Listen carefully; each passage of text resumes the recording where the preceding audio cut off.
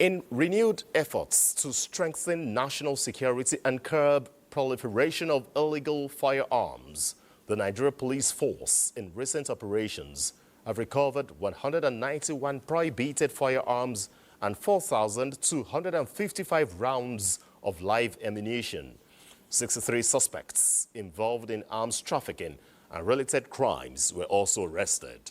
These achievements underscore the police force commitment to reducing the circulation of illegal weapons, which pose grave threats to public safety. Self-Tata's confession led to the successful apprehension of 4 additional suspects.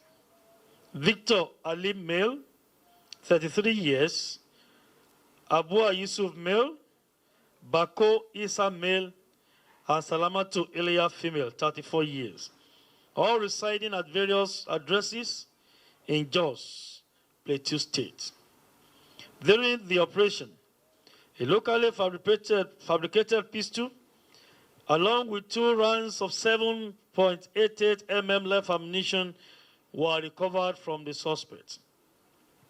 Salamatu Ilya confessed to having sold 900 rounds of AK-47 live ammunition to Bako Isa, who in turn sold 700 rounds of AK-47 ammunition to Victor Pam.